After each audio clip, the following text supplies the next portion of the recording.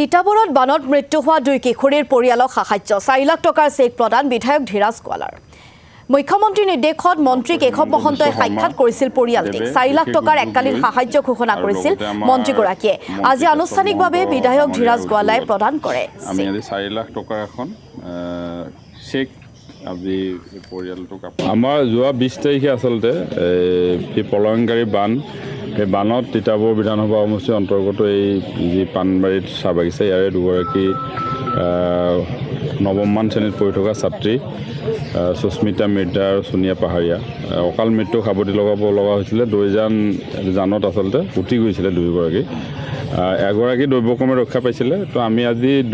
যি দুগৰাকী উক্ত দিনা যি দুগৰাকী আচলতে বানৰ কবলত পৰি মৃত্যুক আঁকোৱালি ল'লে অসমৰ মাননীয় মুখ্যমন্ত্ৰী ডক্টৰ হিমন্ত বিশ্ব শৰ্মা ডাঙৰীয়াৰ বিশেষ উদ্যোগত আৰু আমাৰ মাননীয় দুৰ্যোগ মন্ত্ৰী আমাৰ কেশৱ মহন্ত ডাঙৰীয়াৰ তৎপৰতাত আমি আজি স্থানীয় বিধায়ক হিচাপে মই দুইটা পৰিয়াললৈ 4 লাখ টকাকৈ অসম চৰকাৰৰ যি অৰ্থ সাহায্য উক্ত চেক আজি প্ৰদান কৰা হ'ল দুইটা পৰিয়াললৈ আমি সেই চেক প্ৰদান কৰিছোঁ